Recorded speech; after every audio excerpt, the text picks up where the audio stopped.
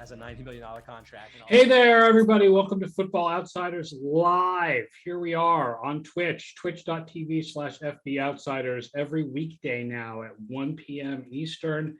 I'm Aaron Schatz, the editor-in-chief of Football Outsiders. I'm joined today by Mike Tanier and Derrik Klassen, and we are here to talk some football and answer all of your questions, some of which were posed to us ahead of time, and just talk about what's going on in the league. And you guys missed really good Minnesota Vikings conversation right before we went on the air. We stopped talking so we could start the show. We stopped talking about football. Stop talking about the Vikings, where I take the position of that the Vikings came into the season with a little bit of promise and things have just kind of gone wrong for them. Whereas Mike and I believe Derrik also takes the position of there really was never any promise to begin with, and also things have gone wrong for them. That's right. I think for me, at least, it was like I could kind of see where this could go right again for the Vikings. But, you know, after just Kirk and Zimmer kind of seemingly not really getting along with all the stuff that's been going on, and then just some of the injuries that they've had, it was just like there's something deeply wrong about what's going on. The vibes are just bad, which is not very good concrete analysis, but it just doesn't feel like it's their year. So, well, like I say, intangibles are called intangibles because they are intangible. That doesn't mean they don't exist. And I do think that the issues in the locker room with the Vikings are a thing. And the fact is, this is a team that, listen, I can talk all I want about the close losses are not as demonstrative of being a bad team as big losses. This is a team that has lost by 3 points in overtime, right, and by 1 point on a missed field goal. An easy missed field goal. 37 is not very hard. Better than you think they are. They're 20th in DVOA. They're the best 0-2 teams. The problem is when you look at the rest of their schedule, Cincinnati and Arizona, especially Cincinnati, was a game they needed to win if they wanted to be real playoff contenders. Now they have to do Seattle, they have to do Cleveland, and even if I'm the leader of the Cleveland is overrated bandwagon, they're better than Minnesota. Then Detroit, okay, that could be a win. Right. And then what looks like a really good Carolina team on the road. Right. So, I mean, they could start 0-4. And they needed to win those. They needed to win those close games. Close games that don't necessarily tell you this is a bad team, but they're also not a good team so far. And more importantly, they're still L's. So you don't get to go back and replay them just because the score was close. I think Dave Gettleman thinks you can go back and replay them, but yeah, they shot them. They shot themselves with penalties in week one with false starts and stuff because the crowd noise was too much for them in Cincinnati. They're terrible when they're backed up in the field position. I think DVOA, they're 30th to 32nd when they're in the back zone. They're giving up too many splash plays. If you look at their DVOA on deep shots, they're 30th to 32nd giving up deep shots. You can see that in the highlight reel. All these little things are adding up to hurt them. And yeah, they missed a field goal. They also had a 62-yard field goal against them before halftime in the Cardinals game. There was some bad juju stuff there, but it's a team that makes its own luck. They're not the Chiefs who can overcome 5 mistakes and still win. They're the Vikings. If they make 3 or 4 mistakes, they're going to lose the game. Little Cheeky asks, what is it going to take to get Aaron off the Cleveland is overrated bandwagon? Wow. I want to see some games that are impressive in DVOA. I think if we get to week 5 and they're 5-0 and they've beaten the Chargers on the road, although I don't know if the Chargers count as on the road, right? Because that thing is going to be half Browns fans.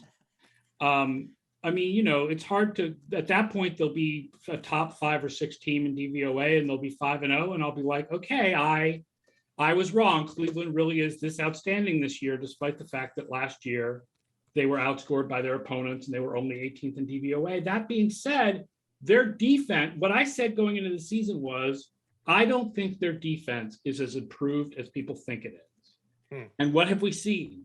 That their defense so far is not as improved as people think it is. Right. Now, some of that is playing Kansas City, but they also played Houston. Right. So, I mean, and half of that game was with Davis Mills at quarterback. Right. And you've got an injury crush right now where Jarvis Landry is out, waiting for Odell Beckham to see if he's going to make it this week. Mary Kay Cabot at Cleveland.com said he's going to make it this week. but they have great tight ends, obviously great back. The receiving core right now looks very weak. They're very thin. I mean, they're number one so far this year in offense, but again, not adjusting for opponent yet. Kansas City's defense, bad. Houston's defense, probably bad. So I'm not in the Cleveland is a Super Bowl contender, one of the top teams in the league. Right. But if they, when you get to 5-0 and you've won in Minnesota and in Los Angeles, I mean, also their schedule also is sort of backloaded with hard games other than Kansas City. Like most of their harder games at Baltimore, at New England, at Pittsburgh, at Green Bay, those are all late games. Whereas early they have, at Cincinnati looks easier, at Minnesota looks easier. They've got more home games early in the season. So that's it. So it's like when you said overrated, not a playoff team, schedule is baked into that. Yes, the schedule. All those tough road games. They had a harder than average schedule, but also their schedule is a little backloaded. Like the harder games are later in the season. So they could look good. I mean, I don't think they're a bad team. I think they're a good team. I just don't feel like people are talking about them like they're on the same level as the Chiefs and the Bucks. Right. And before the season, I was the leader of the Rams are not on that level and the Browns are not on that level. Right. And I feel like the Browns have still not proven they're on that level. The Rams, I'm starting to come around to. Right. I think for me with Cleveland, it's just like, I guess the argument is that, the hope is that if you can get these wins early versus whoever and however you can get them, that you have the leeway to kind of figure things out as the season goes on and as they get into this tougher back half of the schedule. But like, to me, it's just, if you can't defend the pass, like when you get into these tougher games, these guys are going to pick you apart. And we already saw it with Mahomes, and you're going to see it again with some of these other offenses that they see down the stretch. So they have guys that are like on paper talented in that secondary, but it just does not look very good right now. Right. And you just have to pray that it comes together at some point. They're probably not as bad as 31st in DVOA that they are right now, but I'm not sure they're better than like 24th or whatever. And again, I said last season, you had the Rams defense last year that was great against the pass. If you think of it in three sections, you had Staley, the coordinator, you had the main axis of Ramsey and Donald. And then you had like the depth secondary guys like Troy Hill and John Johnson, guys who were not Jalen Ramsey. Right. And for the most part, right, those three parts of the Rams defense went their separate ways this offseason. Right. Staley went to the Chargers and Hill and Johnson went to the Browns. And I kept saying, people feel like Hill and Johnson, it's like they're going to bring Brandon Staley's mojo with them or Aaron Donald's mojo with them to the Browns. And as much as I think John Johnson is a really good player, like it's not like it can't both be that the Rams defense is going to stay this good and that the Browns defense is going to suddenly be good because they added Hill and Johnson and, whatever Jadeveon Clowney is now. Which is not a first round, not a number one. He's not Myles Garrett, right? Oh, Myles Garrett is Myles Garrett, so that's good. Right. And so I think so far, right, it's only been 2 games, but so far, Chargers pass defense average with Staley. Rams pass defense still really good. Right. With Donald and Ramsey. Browns pass defense not good. Right. And whenever we're having these conversations, we're talking about not the Browns going from terrible to wild card, but wild card to Super Bowl. So that's a different level of criticism. That's a different expectation. Whereas like Derek says, they finished 20th in defense. That's probably okay for wild card competition. We're trying to argue this upper echelon, and suddenly all the criteria changes. Right. Their offense is good enough that if they finish 20th in defense, they are absolutely wild card contenders. Right. I think it's also just as simple as like, because like you guys are saying, the argument is like, are they in the Chiefs tier or whatever? And I think at the end of the day, like those teams at the very, very top have a quarterback who can get you a bucket and win you a game whenever. And we've seen that. Like with Baker, not that he's a bad quarterback, but I think he's not yet a guy who we're like, he can just win you a game whenever, that you need it. And I think until he starts to do it, it's kind of tough to put the team in that upper echelon when they clearly have other issues. Obviously, it's more of a range than this. Right. But if you think about it, quarterbacks come in 3 categories: win because of, win with, and win despite. And Mayfield has still not proven that he can go from the top part of win with to win because of, right? Patrick Mahomes, Tom Brady, Russell Wilson, those guys are win because of. Right. Yep. Like, I still don't think Matthew Stafford, despite what he's doing right now, proves that he's a win because of. I think he's a win with in an awesome system. I would agree. Yeah. But it just may turn out that Jared Goff was a win despite of. In the and it was just so good that it looked, yeah, exactly. Derek, have you been watching the Rams closely? Yeah, a decent amount, yeah. Okay. What do they do well on offense besides Cooper Kupp get wide open? What else are they doing really well right now? Or do they need nothing else? So I think it's a couple of things. One, their empty game, they have so much more access to stuff than they did previously. Because like with Goff, you didn't really feel comfortable with him hanging in the pocket in 5-man protections. He just, you didn't trust him to see the field for that long. You didn't trust him to be able to make throws with bodies around him consistently. Whereas like with Stafford, like they'll throw the deep over from 5-man protection. He doesn't care and he's going to hit it. And I think having that kind of access to deeper stuff from empty when teams are probably thinking you're going to throw short, and they do a little bit of that, of course, but like just having a little bit more of a change up there, I think is doing a lot. I think in general, they can just get to shotgun whenever they want. Like I think with Goff, I wasn't someone who really trusted him as a shotgun passer for just like, traditional drop back stuff. Whereas like with Stafford, you can be 2nd and 9 and just get into shotgun and you don't have to do play action. You don't have to do any of this stuff. You can just go into normal drop back and you're like, yep, he can throw the dig every time and he's going to be able to hit it. So I think the offense just has more access to some of the tougher stuff that quarterbacks can do. The thing about Goff is really, right, the whole line about him, Ben Muth's line is he's like a jugs machine. If you just point him in a direction and tell him to throw, it's awesome. Right. And I think we even saw in the Detroit Green Bay Monday night game, it's like when he starts going through his reads, when he gets to read the later read, he's making mistakes. Like that interception he threw where they were trying to come back and backdoor cover. I mean, they weren't trying to come back backdoor cover. They were trying to win. But in my mind, they were trying to backdoor for cover. Us. And that interception he threw was like bad. And it was a, this is not my first read. And I kind of panicked interception. Right. And you had the fumbles and things like that. And all these little Gothisms where you're not seeing the super high-end athleticism or the super high-end anything. Whereas with Stafford, you do see ball out quickly, that much velocity on that much snap, which helps in the empty game, certainly. Right. And like I said before the season, it was tough for people who come from a statistical perspective. And, that's me. That's my game. That's what I do. The difference between these two guys was not that big. And this was an interesting case study for sort of film work versus stats. So far, film work is winning. We'll see in the long run. But I mean, also, let's be honest, part of it is who they have to throw to and the systems that they're running. Like Anthony Lynn, I think, could be a good offensive coordinator, but Sean McVay is a genius. Right. And, Amon-Ra St. Brown and Quintus Cephas are not Robert Woods and Cooper Kupp. Are you sure? Although TJ Hawkinson is better than yes. That's true. They have one win there over the Rams. Yes. Speaking of Monday night, did you guys watch the Manning broadcast? A little bit. I caught some of it, yeah. Because I watched the first week. I watched mostly the Statcast broadcast because obviously I'm friends with Mina Kimes and I'm friends with Doug Kazarian. For people who don't know, Doug Kazarian and I went to the same university, so we've got that connection. So I watched their broadcast.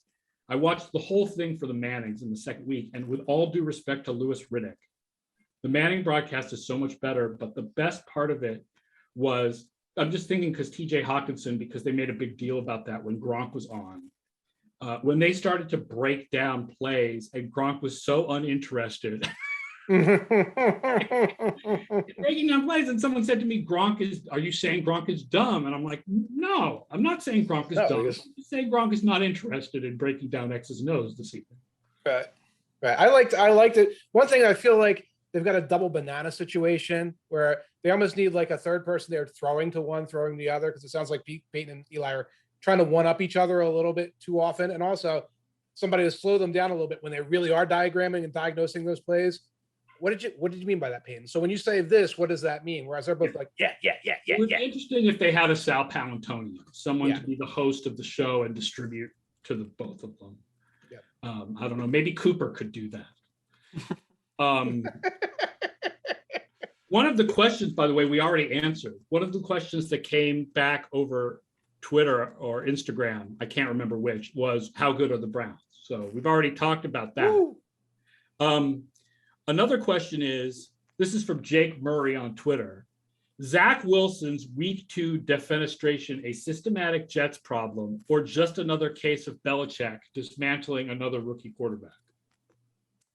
I mean, it's definitely partly just, Belichick is going to do that to rookie quarterbacks, but also like, even if you were a supporter of Zach Wilson, you had to know this game was going to happen, right? Like, that's just the way that he plays. He's going to take his shots. He's going to be aggressive. He's going to try to see what he can get away with. And he's not clean enough to do that yet. And that's like fine. He plays on a bad team that doesn't really have a very good offensive line and has 1.5 NFL receivers. So like, it's a tricky spot for him. But I think he at least, I don't know. I'm more willing to be okay with a rookie going and taking his shots like that, especially on a team that clearly the Jets aren't accomplishing anything this year, right? Like, we're not joking anybody. And so I'm kind of okay with a rookie, even for as bad as it looked, trying to get away with some stuff. And I think most of his interceptions, really save for the last one, were him trying to do something correct. He just didn't, like the first interception to Corey Davis, he just overthrew it, or the second one, I think. And then he had the the first one was the one that was tipped. That was over the middle. Yeah. Davis and Jason Jackson tipped it. The second one was the overthrow. Right. And then the third one where he just like puts too much air under like a far outbreaker to the sideline. Like you can make mechanically, I think you can clean that up to where he can drive that better, stuff like that. The fourth one was obviously just like he wanted to take the ball and go home and he was done. But I mean, like I said, I think you knew these games were going to happen with Zach Wilson. And I think at some point during the year, you're going to get a game on the opposite end where he throws 3 or 4 touchdowns and looks insane. And you're like, oh, this is the guy that we drafted. So one thing I'm going to disagree with you on, and, this is the game that I watched. So, I won't pretend to be an expert on some of the other games that I didn't watch. I was shocked at how good the Jets offensive line looked. Now, mostly I will say that's run blocking. Yeah. But even without Mekhi Becton, the pass blocking was reasonable. I didn't feel like Wilson was running for his life all the time. Right. Vera Tucker played well. I think Fant's okay in that situation. Yeah, but what's his name used to be on Washington? Morgan Moses. I was surprised. I thought Morgan Moses was going to be the right tackle. I was surprised they chose Fant over him for the first game, but with no Becton, they moved Fant to left tackle, and Moses comes in at right tackle. Moses is a good player. I would say a big part of that is I think their interior is actually probably the part that I trust the most. I mean, Greg Van Roten is not very good, but center Connor McGovern is like really, really good. And I think at least right now that Patriots interior doesn't look that great. So I think when you can give a lot of your help to the outside, where that's where a lot of the Patriots have their best guys right now, I think it's a little bit easier to game plan that sort of stuff. Whereas like when they played the Panthers got dudes all over. So it's kind of hard to game plan for that a little bit better, I think. I didn't really break the game down a lot. Did you see? It didn't look to me like a lot of wild Belichick. Oh, the blitz is coming from the other angle. Guys, it looked like we're just going to beat this guy. Let's just let it happen. Did you see anything? Do you agree with that, Derek? I mean, I definitely think more of the picks were just like their corners are better than the Jets wide receivers, and part of that is Belichick in the sense that like they're going to play you a lot of press man and they're going to force you to make tight window throws. Zach Wilson didn't make very many good tight window throws. And I think you saw that. I mean, J.C. Jackson in particular, that dude just lights out. He looks really good this season. As a Patriots fan, I really hope that they're going to re-sign him, but he's going to be expensive. He just looks awesome. I would definitely say, Mike, it was not a lot of exotic blitz looks. Like, I mean, the Patriots run more exotic blitz looks than most teams anyway, because they run this sort of hybrid 3-4-4-3 where you're not sure who's an inside linebacker and who's an outside linebacker. But like when the guys who are like inside linebackers rushed the passer, they were lining up in outside positions. Like I remember Hightower on one play in particular but he was lined up in an edge rusher type position. They weren't sending guys up the middle. They weren't sending defensive backs a lot. So I don't think this was like a real super confusion. No. So what do you think, Derek? So let's talk after 2 weeks here about Mac Jones versus Wilson to start with, since they were in the same game. But Mike made the point in walkthrough this morning that Mac Jones is at this point the clear leader for offensive rookie of the year because he's been average, whereas all the other rookie quarterbacks have been poor. My feeling is, I mean, it's nice that it's kind of working, but I felt better about the first game than the second game. And my God, they need to get some guys downfield. Like, otherwise, it's just going to be the same problems they had with Cam Newton last year, where, like, isn't part of the point of Aguilar being around that you can throw to him deep? Like, none of this 4-yard average depth of target or whatever it was this week. Like, there was a really sweet seam throw to Hunter Henry at one point, and I was like, please, more of that. Thank you. Yeah, like, I don't think that he was, actually, to your point, I think he did look a lot better in the first week. I think he still missed some opportunities down the field and could have opened up a little bit more. But you at least saw a couple of plays where it was like, maybe he can open this up. Like, there was the one outbreaker to Nelson Aguilar. He had the seam ball to Nelson Aguilar in that first game. So you at least kind of saw where this could get better. This game against the Jets, he didn't do anything. Like, I mean, there was one play that I tweeted where, New England had trips right, I think, and they ran like a dagger concept. So their number 2 was running vertical up against, the Jets had cover 6, which is like you have cover 2 on one side, quarters to the other. And dagger, which is like a deep dig, and then, the vertical running deep inside of it, that's a quarters beater because you're going to get that vertical up against the safety. Mac Jones just didn't take it, and it was wide open. And then he checked it down, I think, to like a 5-yard thing. And like that is like Mac Jones' problem in a nutshell, where he technically gets production on that play, right? He gets 5-6 yards. It's an okay gain. The Patriots can move the sticks, but he's very clearly leaving the better play on the field. And that stuff is just really frustrating to me. It's 2 games, right? That's correctable. Right. I would hope so. I mean, the only thing that I would say is, like, I think it's so much easier to have a guy like doing what Trevor is doing, where he's trying to be God and making every play. And then you can be like, when this team starts to be more serious, because they're clearly not right now, you can be like, okay, Trevor, you can play for the 4-yard gain. That's okay. We can just do that. Whereas I think with Mac Jones, he already has that, where he knows how to keep the chains moving. But I don't know how much he has in him to where he's going to try to make real, top 8 level quarterback NFL throws. I just don't know how much he has that in him. Yeah, the opportunities are there. Like, McDaniels is putting the opportunities into the offense. Jones is just not taking them yet.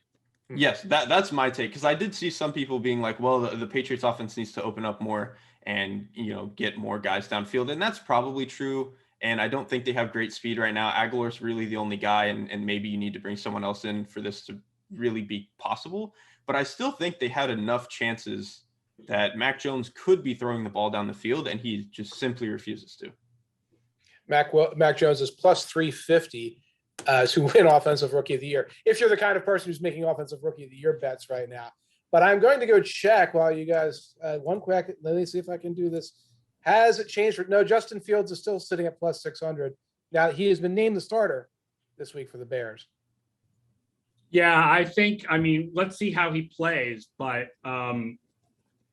this is definitely, there's a good chance of this being a never get your job back Wallen Pip situation, I think. Yeah. I would also say, like, with just this rookie of the year thing, Mac Jones is probably going to still continue to produce okay, but he's not going to have plays that are memorable. Whereas, like, Justin Fields is going to have plays that we remember if he stays as a starter, which, we're humans and we're dumb, and we remember the things that pop out. And so I think that's probably going to matter when it gets down to the voting. I will say, you pointed out that Penei Sewell and Rashawn Slater are at like plus 6,500, and they're kind of sucker bets because no one would ever vote for an offensive lineman for Rookie of the Year. And then I thought, I could think of somebody who would. And then I remembered that actually I don't have a vote for Rookie of the Year. Rookie of the Year is not an AP award. So now I can't think of somebody who would. Because mine was like, oh, is that a challenge? Like, I can be the guy. I will do it, but I don't actually have a vote. What's funny is and it's in walkthrough since the 2010s. Quentin Nelson got 2 Rookie of the Year votes.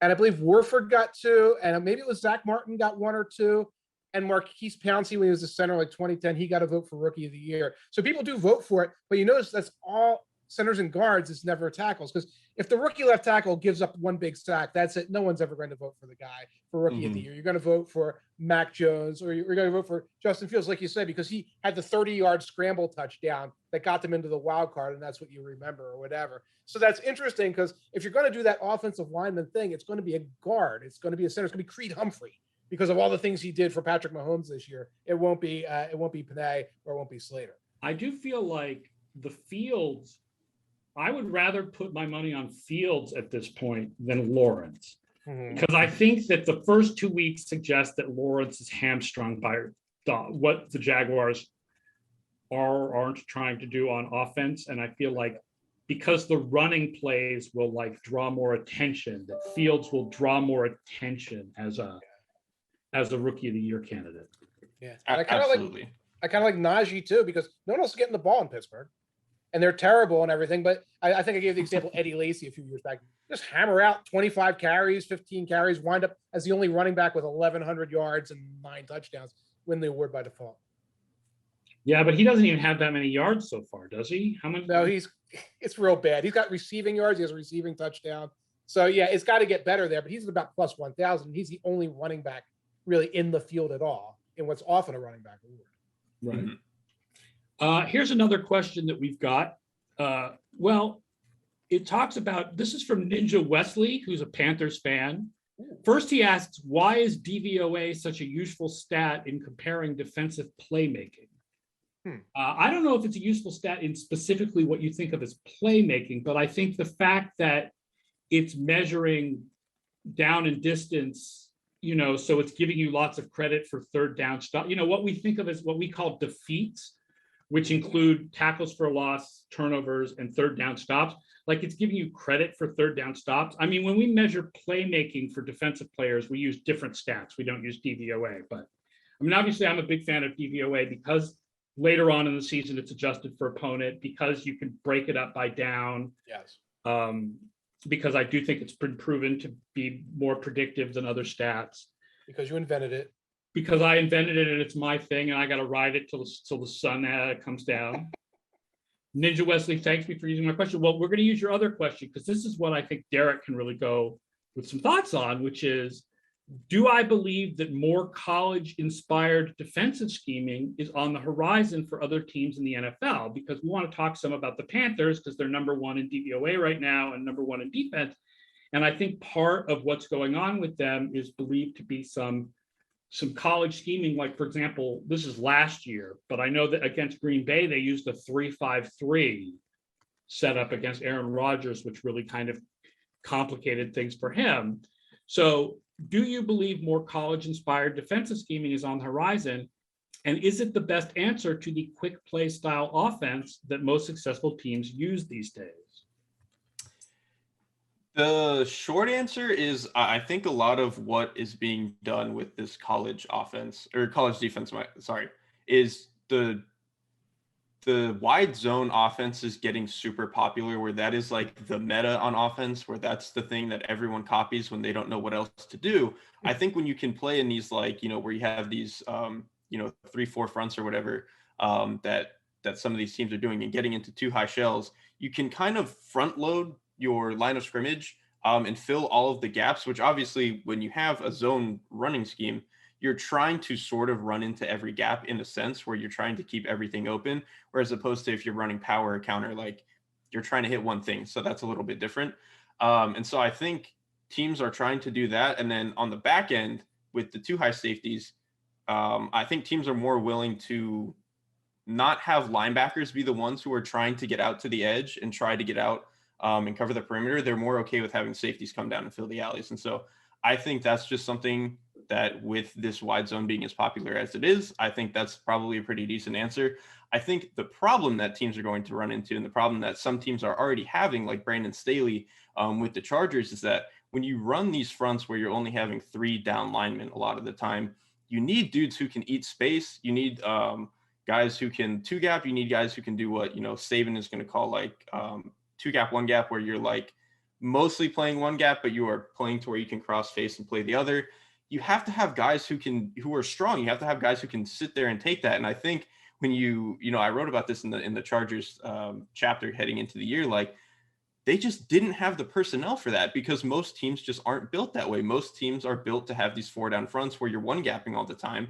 And so teams just weren't ready to have the personnel. And so I think if we're going to get this evolution of defenses starting to do this stuff, it's probably going to take a couple of years from when teams start to implement it for it to actually click, because they just don't have the personnel. Whereas like with the Rams, they already had the like Wade Phillips 3-4, which was a lot closer to what these, college style of defenses are already trying to do. Like you need that old Steelers thing where you need the Dan Hamptons, not Dan Hampton, I forget the guy's name, Casey Hampton, and everybody. And I think of them as two gappers. But it's like, yeah, you're the gluttons for punishment, and you're taking up so much space in there. You might not even show up on the stat sheet, but you're creating all of those fly around opportunities behind you. Right, and you even need guys who can do that, not just at zero, which is obviously like what Hampton would have done, but like you need guys who can play that like 4-4-eye spot on on the tackle. Where you're not playing outside the tackle in like a true defensive end or whatever. You're playing head up on him, and you're gonna have to play both gaps. And like Aaron Donald could do that because he's just fast and strong as hell. And then obviously the Rams had like Michael Brockers, who was really good at that kind of stuff.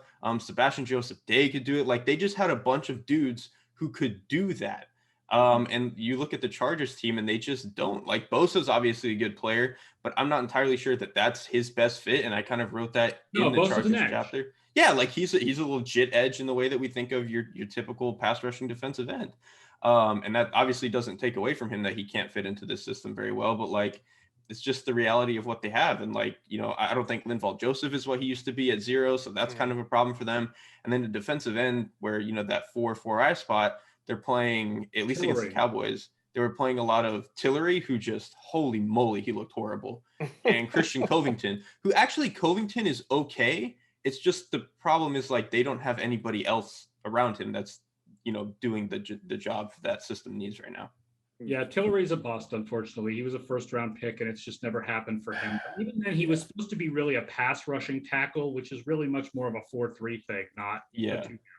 And to his credit, at least last year, he was kind of decent at that. Like he's not a bad pass rusher. It's just that he is so bad at run defense that you can't really justify having him on the field, truthfully, especially in this defense, I think. Great interview, though. He was a great interview. Tillery? Yeah. Sometimes you move up a round in the draft by being a great interview. So right.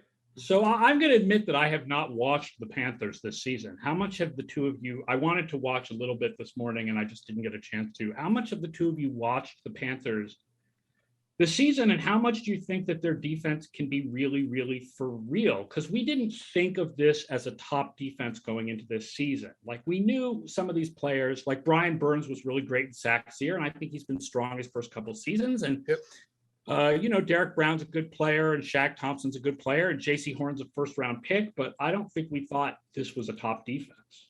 No. Derek, your thoughts? I mean, truthfully, I actually haven't really watched much of the All-22 on their defense very much yet, just, in part because, when they were playing the Jets, I just didn't think that was a serious opponent. And then I just haven't really gotten around to the Saints game this week, so... and this it's actually not a serious opponent either. I mean, they're going to chop Davis Mills into pieces. Yes. Yeah, that's the thing too. So we might not even get really an answer after this week about whether they're not legit. Because playing any backup rookie quarterback is probably a bad predicament for the offense. Playing one who in particular I thought was a very bad prospect, not really good for the Texans here. So they're fast. That defense is fast. I'll say that. Shaq Thompson, he's having the best season I've seen from him. He's been around for years. He's been a pretty solid player overall. He looks very good. Obviously, Burns looks stronger. Some other guys along the defensive line that are moving really fast. But it is hard because, again, it was a non-serious opponent. And then I don't know what to make of what the Saints did after the first week because, I talked about Dr. Jekyll and Mr. Hyde with Winston. It was 2nd and 20 all the time. Mm-hmm. So it's like you had this week where it was like a 3rd and 17 and you're making stops along the way. So and not a lot of that was necessarily created by the defense. So I think it's a solid defense. I think overall they're a team that's going to be hanging around a little bit, but they're having their moment right now through Thursday night where they're the top of DVOA and they're going to be 3-0, et cetera. Yeah. By the way, if anybody from our labs is watching, you guys need to update the numbers on your depth charts because the linebackers for Carolina are wearing single digits now. Yeah, that's a pain. So maybe that's why Shaq is even better now. Please update. That's right. It's the single digit effect. It's for all kinds of players are much better now. Look at Cedric Wilson Jr., for example. He does look better. It's got to be the number. Got to be the number. It did not work for Jamie Collins. No, he looks slow as hell. Right, That's true. It slowed him down. Maybe just that number 8 is not very slimming. You know, it could be that. I forgot to mention Reddick. Reddick is playing very well this year. Yeah. Mm-hmm. Yes. Yeah, and I mean, last year it was like, was this a one-year wonder what he did last year? Right. Now that they've made him just a pass rusher, and it looks like not. Ninja Wesley says Morgan Fox has been freaking beastly in our defense this year. He was probably my favorite free agent pickup of the offseason. Came over from the Rams. I didn't mention him when I was talking about the other guys that the Rams had up front, but he was one of those other guys. And that was part of why the Rams front was so good, is that it's not just that their starting defensive line was really good at all the stuff they were trying to do. They had a 2 deep that was really good at all the stuff they were trying to do. So when they were trying to get guys rest, they weren't really any worse as a defense up front. And I think Morgan Fox is one of those dudes that probably is never going to be your star or whatever. And he's having a really good season so far, but like, he's an awesome dude to have up front for you. It'll be interesting to see what happens to the Rams,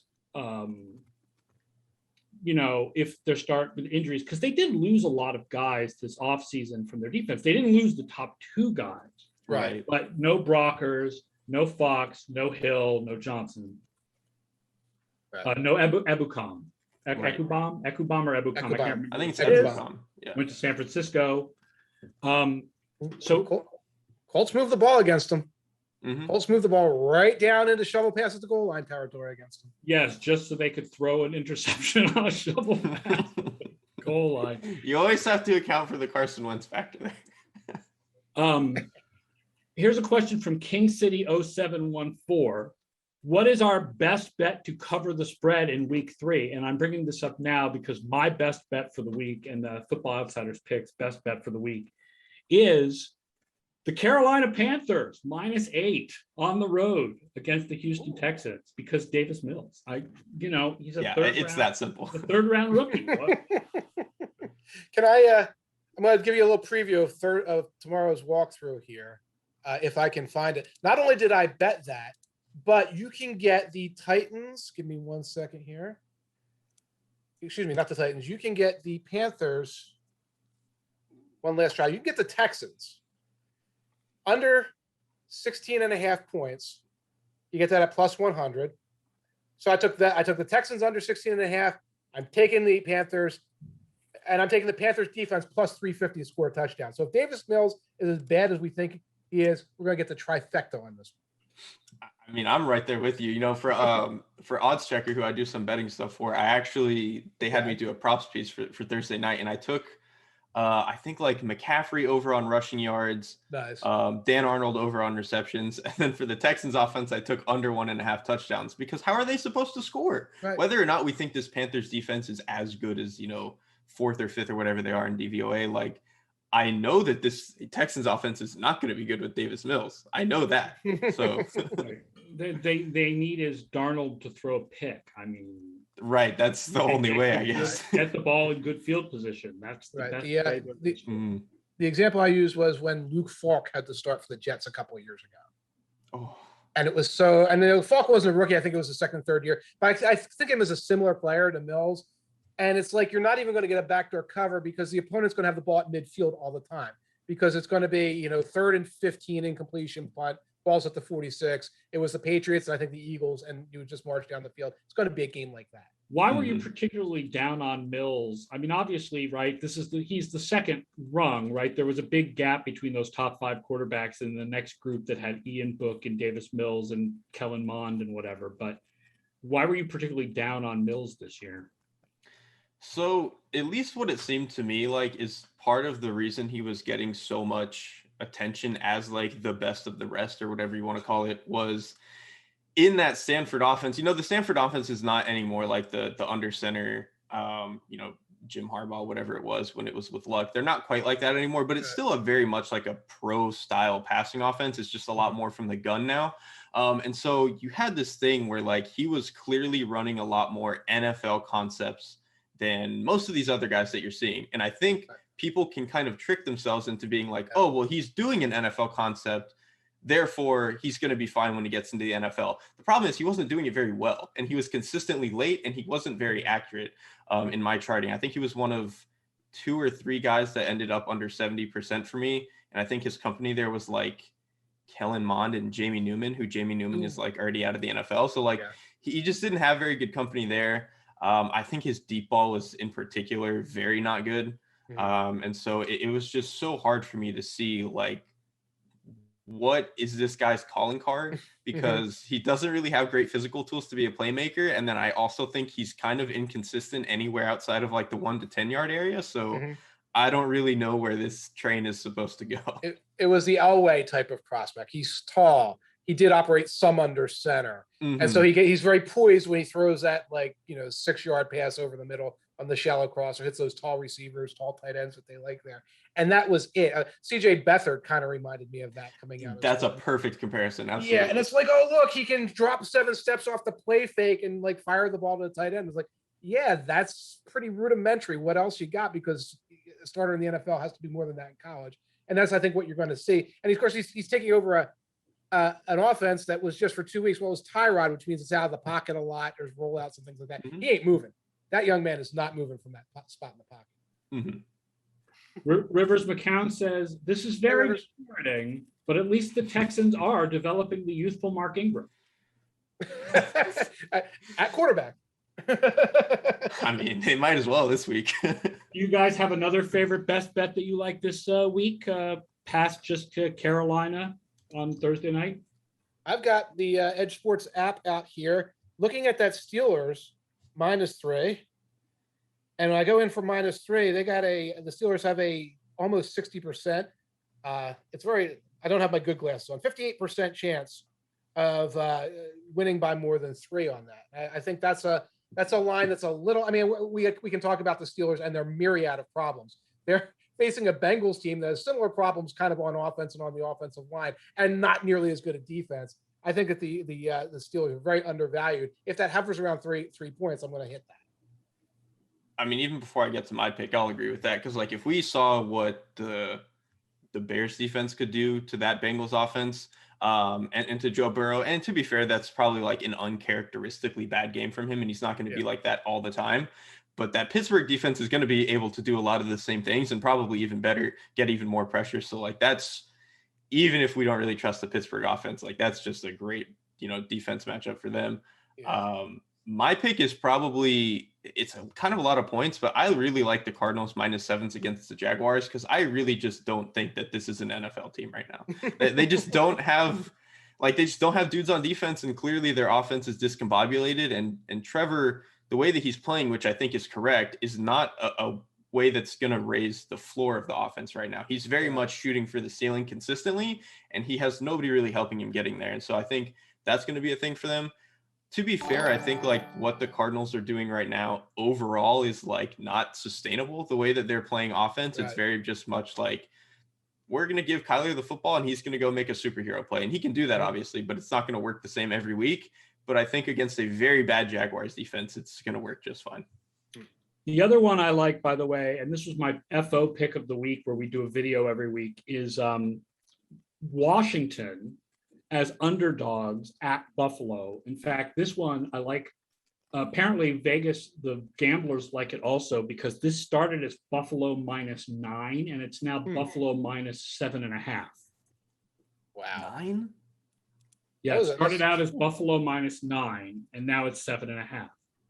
I mean, a lot of what you do on this game is look, how real do you think Taylor Heineke's first 3 games have been? Because this guy, he's been positive passing DVOA for 3 starts. I'm trying to catch his pass now. I know some of that is good. Some of that was good catching. There's no doubt about it. He was overshooting guys and they were catching high balls. Right. But he's definitely been a lot better than what you would expect from a guy who'd been on 5 practice squads and was an undrafted free agent. And So it's like, how much of a drop do you think there is from Fitzpatrick to him? And I think that what we've discovered is the drop from Fitzpatrick to him is not as large as the usual drop from a starter to a backup. I'll give you the +7.5 and definitely the +9 on that. I would jump on Washington. That does still feel a little high to me. Have the Bills that big a favorite after the way they played, and it could be a little bit of an overreaction to last week. They played extremely well against the Dolphins, but that 35-0 is one of those snowball games where it wasn't this domination, particularly when they had the ball on offense, where they were like, it took them a long time to grind those points out. And I kind of like the Washington defense against what this Bills offense is right now. And I know the Washington defense doesn't look nearly as good as we thought they were going to. And I think part of that is because they're kind of bland, especially with a lot of what they do up front. Well, they don't really do anything up front. But that Bills offense, and they're like, go. Right, exactly. But I think against the Bills offensive line that doesn't look very good and is constantly in 5-man protections, they did a little bit better at getting into like more 6-man stuff last week than week one. But like, this is probably a matchup where maybe just throwing, we have 4 guys, we're going to send our best and hope that it works. This is probably a matchup where that can be okay. And then also like the Bills are running the ball fairly well this season, especially last week. They did fairly well against the Dolphins, but I don't really trust that Dolphins front at all. I think this Washington front is a lot better than they've shown. And I think part of their problems in DVOA with run defense is Daniel Jones being this like masterful, somehow insane like zone read threat. I think obviously Josh Allen can run, but I don't think they do as much design stuff as they used to. And I think a lot more of his rushing production now is scrambling. So yeah, exactly. And so if they don't have that designed run stuff, which they might if they're game planning correctly, I think this is actually just kind of a good matchup for Washington's defense to get away with being as bland as they are. Here is another question for us. I'm going to completely change tack here. Ross Corbett on Twitter. And don't forget, you can ask us questions in the chat on Twitch or on Twitter or Instagram before the show on Wednesdays.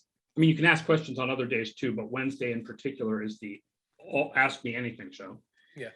What do you think motivated the NFL to introduce taunting penalties? And do you expect the emphasis to remain after this season? And I'll start by saying, I've said this for years and years, people expect me to give some analytical answer when I'm asked what I would change first about the NFL. But the first thing I would change about the NFL is I would get rid of all taunting penalties. Yeah. And taunting has been a penalty for years and decades. Unsportsmanlike conduct has always been a thing, but it was a reinforcement of the rule, and it was a sort of emphasis, which is always an overemphasis on the rule. And they claim that everyone wanted it because when the NFL makes a change, the Players Association wanted it, and our Lord in heaven wanted it, and everything. This came from the Mara group, and to that level of ownership. And it was spearheaded with that to a degree, mixed with some of the things we saw last year that looked like they got a little rougher than they should have. Instead of going to the guys, who was it? Chauncey Gardner-Thompson. I got the right guy. Chauncey Gardner-Johnson, yeah. That right, dude's a talker. Got into a couple of scuffles, and instead of just Vontae's perfecting him away for a couple of days, they make this blanket rule now. So it's something only a handful of people really like. And what I anticipate is going to happen is the emphasis on adjudicating it's going to go down, because referees do not want to be there and being like, you looked at somebody the wrong way, flag it. They're going to lose interest in that, and it's going to stop being a topic. Until then, I'm worried that we're going to have games that were decided by it. There was who was it? Reed. There was one. Why am I drawing a blank now? Was it Justin Reed? Got flagged. For Houston in their first game, I think he got a really important. Right. A lot of them have been on third down, which is like really frustrating because obviously if a DB makes a play on third down, he's gonna want to celebrate. That's what they do. Right. It's like one in your face, and that's it. And they're throwing a flag like that. That's bonkers. Yeah, there's got to be a way to allow celebration to happen without so much of the in-your-face stuff. Ninja Wesley says, yeah, let shit talking happen, but if people start being toxic, smack them down hard. Yeah. Keeping the right ways to taunt. Don't get rid of it entirely. I mean, I guess I'm okay with taunting penalties so the players can't do this to each other, but. Yeah. And like this extreme jawing and things like that. But I look at all that, like when I used to do cafeteria duty as a teacher. It's like, you can't have rabbit ears. You can't hear, if guys are muttering stuff under their breath, you can't run across the cafeteria and yell at them. You have to wait for that shoving match level stuff, that shouted slur type of stuff, and then you come down hard on it. All that other stuff is over policing, over adjudicating, and it causes a problem. The penalty I was thinking of, by the way, was a penalty, I believe, in the Seahawks-Titans game, where a 15-yard penalty was tagged on. On DJ Reed from the Seahawks. DJ Reed, yes. And it contributed to one of the scoring drives in a close game. No one wants this for that to happen on Sunday Night Football at the end of the game, where it's the talking point for the next 3 days. Yeah, exactly. I think we're all in pretty much agreement on this one. Yeah. Here's a fantasy question. SD Bradshaw 92. Should I trade Pitts for Fields and Logan Thomas? In a standard league, Joe Burrow is my starting quarterback. I say yeah. I'm not good at fantasy, but anytime you can get rid of a Falcon, get rid of a Falcon in any way, any circumstance. But I think probably fair. Yeah, I think this is right. It's a tight end. I think a lot. We're talking about Kyle Pitts, the tight end, right? Right. Right. A lot of us, it was like I'm going to try and channel Scott Spratt now.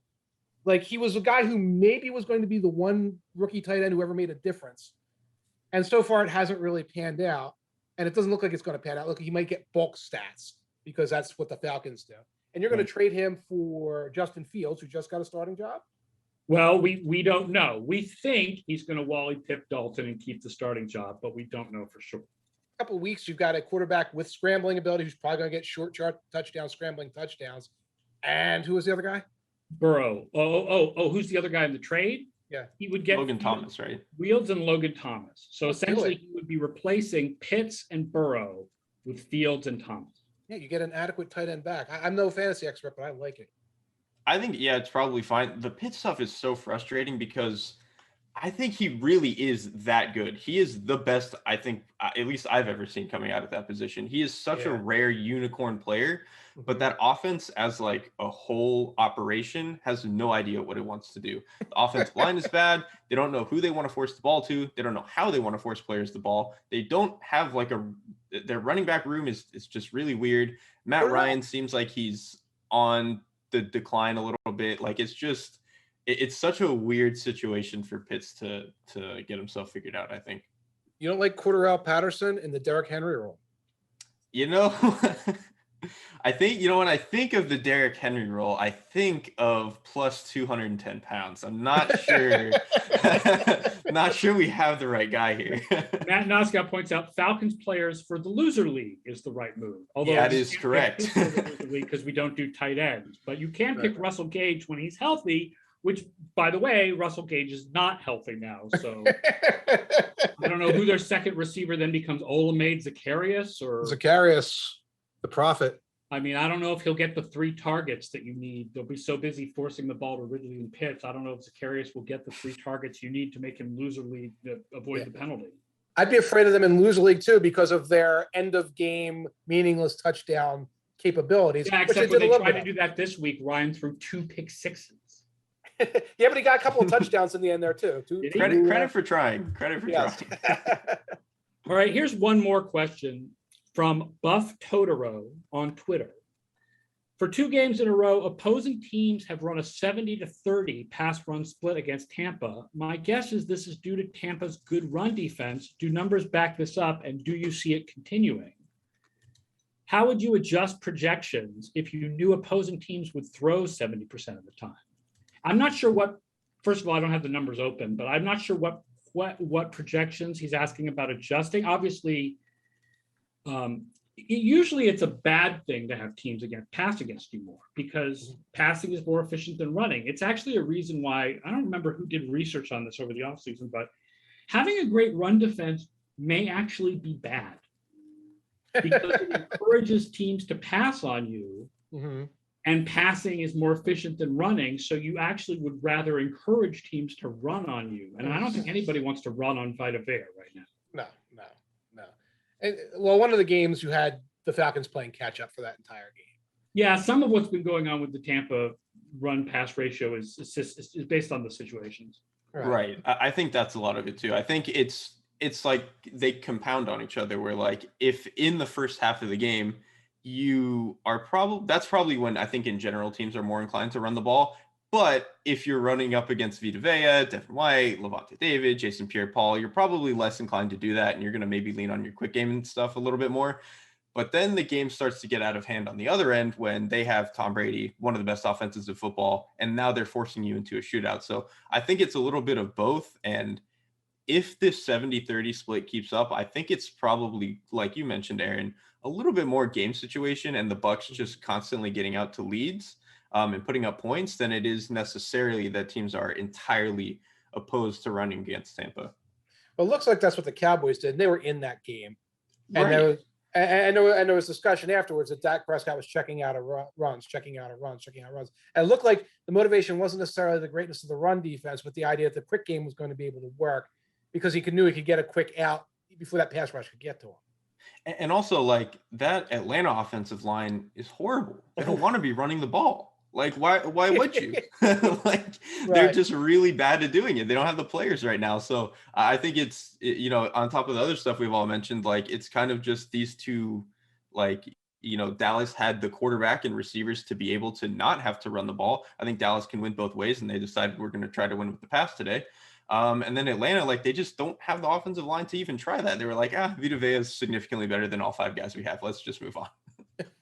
We'll talk about this game more tomorrow in tomorrow's show, but Derek, we're not going to have you tomorrow. So let's get your thoughts on the big game of the week, which is Tampa Bay and the LA Rams.